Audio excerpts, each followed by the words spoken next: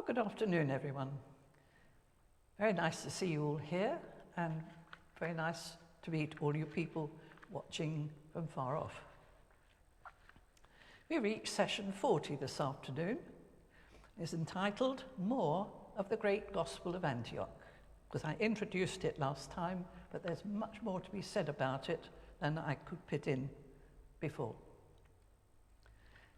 The Gospel of Matthew became so very important to the emerging Christian churches in the Roman Empire that we do need to spend more time with it than was possible last time. Now remember, Antioch, a city on the Orontes River in the northeastern corner of Syria. It was home to many Jews, and the synagogues were full, not only with Jews, but also with proselytes, Gentiles who would like to be Jews, but for that rite of circumcision. So many Jews, many of them had embraced the good news that the risen Jesus had indeed been God's Messiah. The early Christian community was large, but they had no special buildings in which to meet. So they existed on Sunday evenings in a group of house churches. The word church still meant a group of Christian people who celebrated the Eucharist together each Sunday in some of their homes. And they received many visitors from the leaders and others in Jerusalem. Barnabas and Saul had been commissioned by the church's leaders in Antioch to go on that first missionary journey to Cyprus and Asia Minor. And it was on their return, remember, that Saul, now known as Paul, had his big row with Peter, who'd withdrawn from eating in company with fellow Christians who were baptized Gentiles. Everything, however, had changed after that disastrous year of 70. With the destruction of Jerusalem. Antioch had already become one of the leading centres of the Christian communities around the Mediterranean Sea, but within a few years, acrimonious trouble arose, with the question, who were the true inheritors of God's promises, the faithful Jews or the new Israel, those who are now called Christians? Eventually, the Christian Jews were blamed by the faithful Jews for deviating from the truth of the scriptures. And they found themselves expelled from the synagogues, probably towards the end of the 70s. A bitter rivalry broke out between the two groups, and insults flowed from one to the other, especially over the Jewish rumours that the legitimacy of Jesus' parentage was really rather suspect. The Christian communities began to organise themselves in Antioch. We leave the pictures. Their overall leader was called the bishop, who was supported by a team of deacons who looked after the money and knew how to spend it.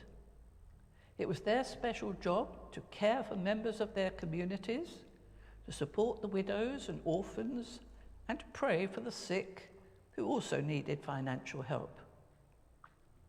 In time, the one bishop shared his role with a small team of presbyters, whom we would now call priests, who helped lead the Eucharistic worship on Sundays in the house churches. They sang psalms, they read from their scriptures in the Old Testament, and then began to include readings from the collections of Paul's letters which were circulating. And into all this, of course, came the excitement, as we found out last week, of Mark's Gospel coming from Rome. Their initial excitement sadly soon turned to disappointment. Good though it was, Mark's Gospel wasn't good enough. It wasn't Jewish enough. It didn't portray Jesus as the fulfillment of all God's promises to the Jews, nor did it include much of his own distinctive teaching. And soon the Christians of Antioch began to talk about what ought to go into a proper gospel. And they began to produce one, now known as Matthew's Gospel, and this was probably in the mid-80s. They portrayed Jesus as the Jewish Messiah, a second Moses. They took Mark's storyline and divided it up into 5 sections. Each section included several stories of Jesus and lots of his teaching, thereby echoing the 5 books of the Jewish Old Testament law, the Pentateuch. The 5 sections are as follows.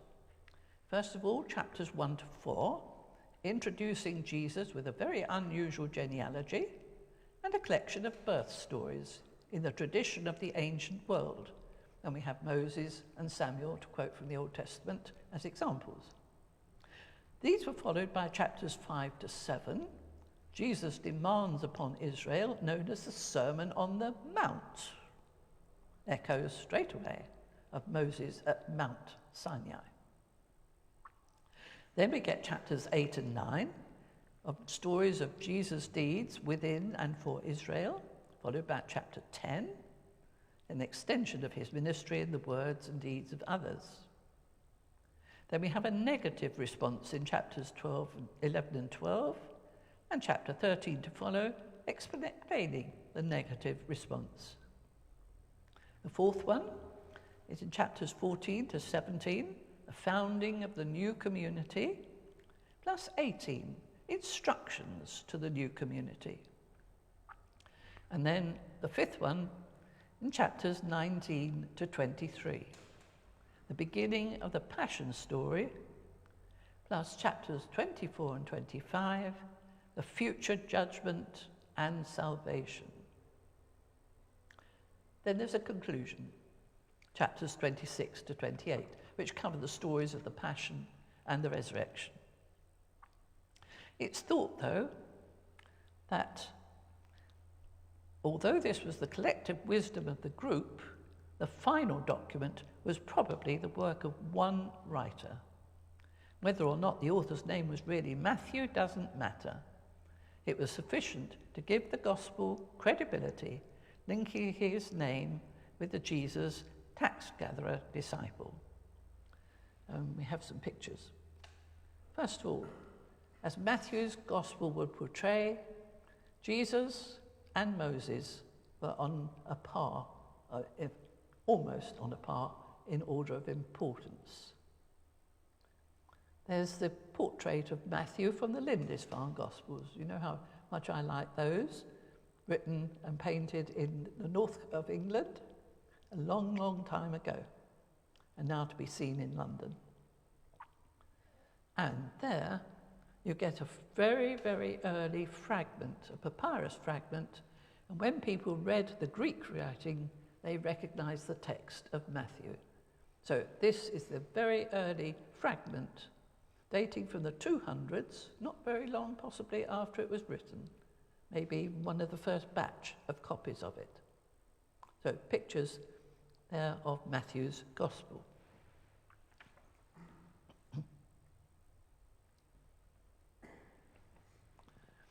But it's important now to look at the birth stories in Matthew's Gospel and not muddle them up with the differing ones in the later Gospel of Luke.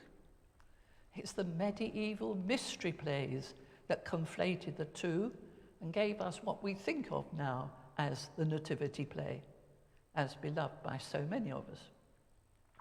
But they are 2 separate batches of stories.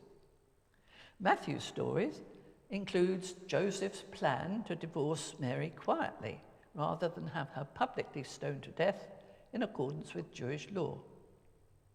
It also includes his dreams, which were just like those of the Joseph in the book of Genesis.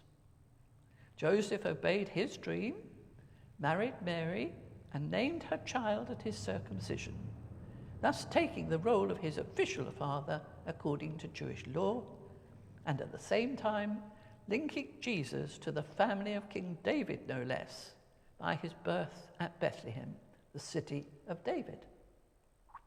Then Matthew rooted the birth of Jesus into historical time, in the time of King Herod. So that is anchored now in history. The story of the Magi, coming from the east, possibly from the country we now know as Iran, to lay items of their Zoroastrian worship, gold, frankincense and myrrh, at the feet of a greater God, is a delightful story in the style of typical Jewish midrash. But remember, the star would have been part of the Magi's own astrological beliefs, with no association to modern astronomy. But even this was used by Matthew to echo the Old Testament law book of Moses, and he quotes from Numbers, "A star shall come out of Jacob, and a scepter shall come out of Israel." A bit far-fetched, but it's there. Matthew didn't miss any opportunity to relate the work, life, and death of Jesus to the Jewish scriptures. And he followed the story of the Magi with the account of King Herod's massacre of the children around Bethlehem and the escape of the Holy Family to Egypt. He was then able to quote the prophecy of Hosea from chapter 11. "When Israel was a child, I loved him, and out of Egypt I have called my son," just as Moses himself had rescued them in days of old. Matthew's community definitely believed that Jesus was the new Moses, come to fulfill the Mosaic law himself. After all that, sorry, I put the slide in again. Jesus, the new Moses, come to fulfill the Mosaic law.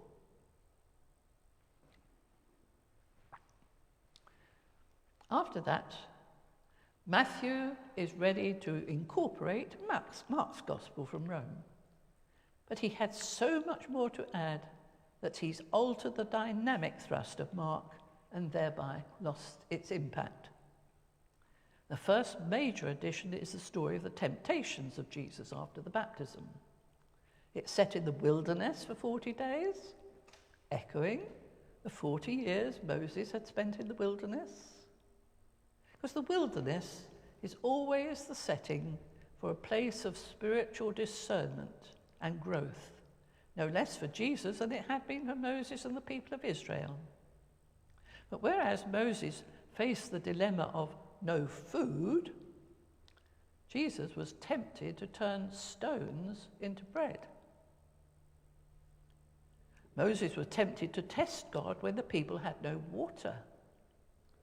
And Jesus was tempted to test God, but didn't, by jumping off the parapet of the temple. And thirdly, when the Israelites began to worship the golden calf, it can be compared to the temptation of Jesus to worship Satan by leading a military campaign against the Romans. All three were refuted by references from the law book of Deuteronomy, the law book of Moses. But where did we wonder, did this story of the temptations originate? Did Jesus tell it about himself? Or what? We don't know. But the comparisons continue. Moses had organized the people into 12 tribes for judgment, and Jesus gave his 12 disciples authority to sit on the thrones and judge the 12 tribes of Israel. Moses had received the law on Mount Sinai, whereas Jesus expounded the law in his Sermon on the Mount. Moses had been given the 10 Commandments, but Jesus gave them the 10 Beatitudes, saying, "You have heard it said in former times, but now I say unto you," and off he went again. Moses knew God. Jesus knows God as the Father, being his Son.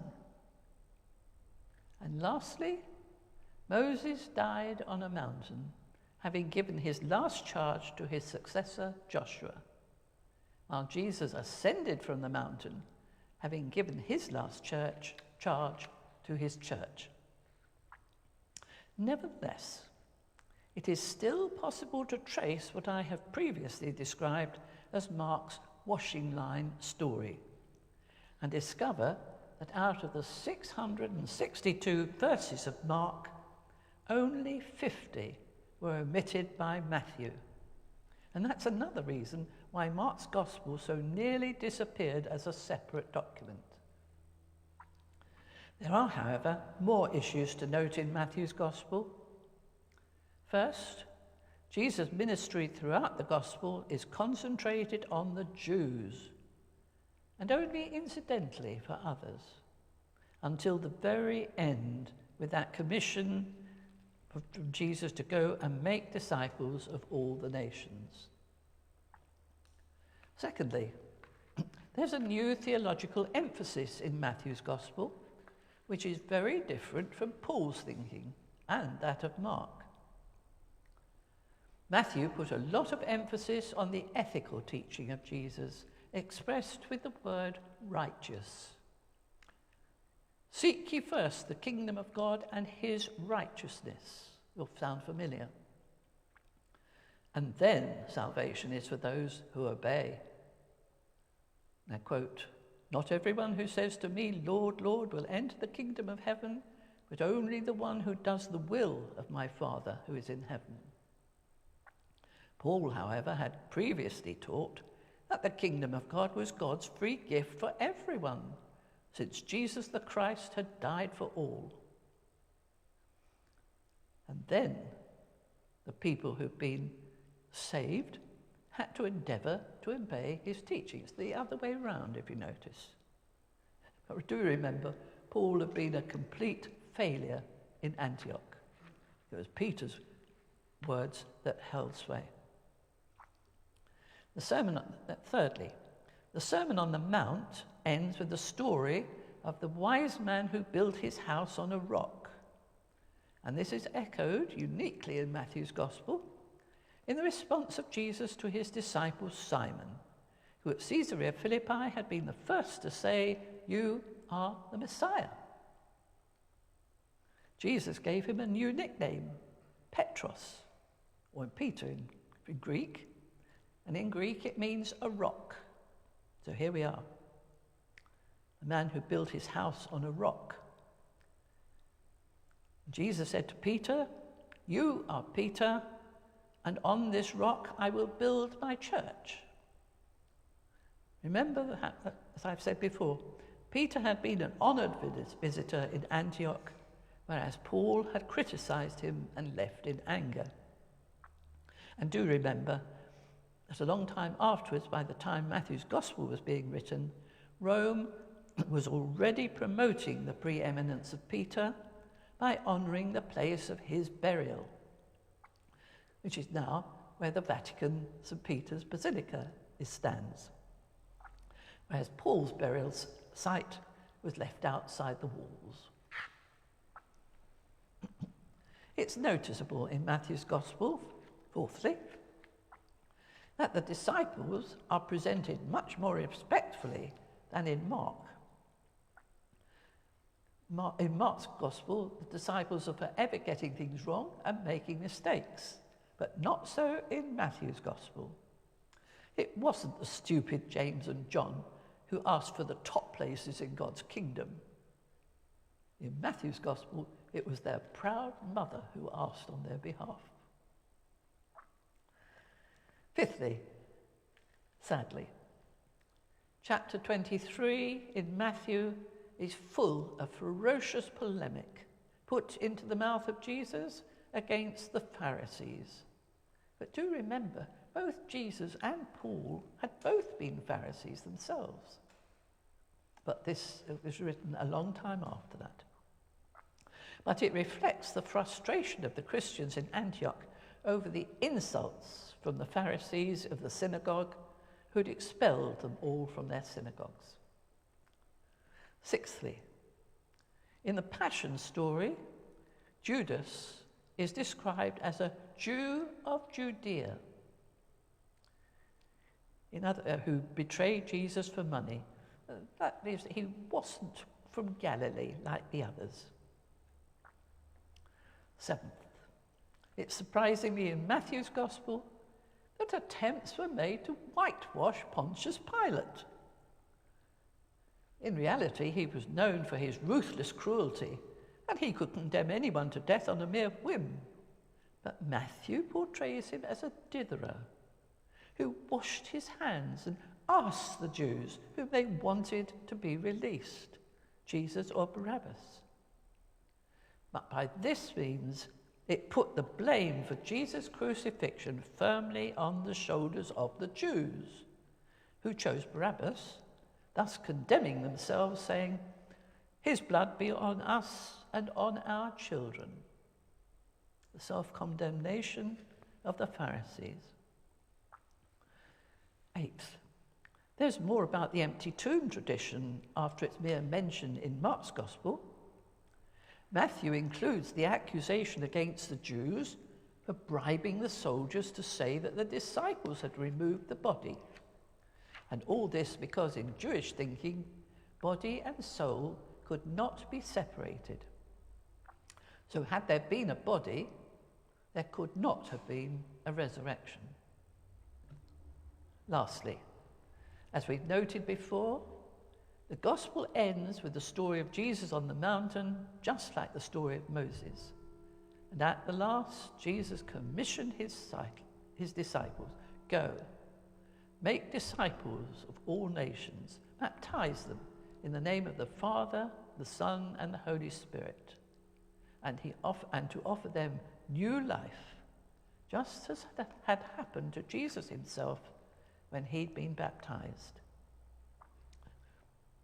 So, in conclusion, the Gospel of Matthew was a tremendous achievement from the Christians in Antioch. It's a Jewish gospel compiled for Jews, but sadly it was rejected in the Jewish synagogues at Antioch and elsewhere. So the Christians had to find a new vocabulary. They'd already found the word bishop for their leader, and their general leaders were not called rabbis. And the word church, used for the community, now began to replace the word synagogue. So vocabulary is changing. And the Jewish expulsion of Christians from the synagogues resulted eventually in the binding together of Jewish and Gentile Christians together in one group, and enhancing their self-confidence. They all looked to Jesus as their own law-giving Moses and could support their claim with valid references to the Old Testament scriptures. Paul would not have liked this gospel, but it did build a solid foundation for the church of the future, especially with its teaching about forgiveness and reconciliation within its own communities. The gospel emphasizes Jesus as the teacher, whose teachings are to be obeyed. Because it's much easier, isn't it, to have lists of rules to keep for easy remembering. And Jesus is the great example to be followed, both in word and deed. He is indeed God with us, Emmanuel. Well, this gospel success helped the two groups of Christians of Jewish and Gentile origin to become one together as they continued to mature. But it was at a price. Their gospel had lost the dynamism and sense of urgency that is the hallmark of Mark's gospel. So in Antioch, we have the clearest picture of the church beginning to organize itself independently of the Jewish synagogues, both with its leaders and its administration in a settled community, while the travelling apostles and prophets are still welcomed with great honour, as we shall see more clearly next time. The gift to the contemporary and future church of Matthew's Gospel soon became the best loved of them all and took first place in the eventual order when the New Testament was compiled. Well, that's all for today.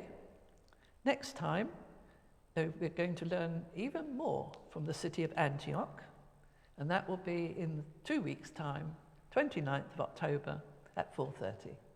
Look forward to seeing you then. Thank you for being here today, and goodbye to everybody. Thank you.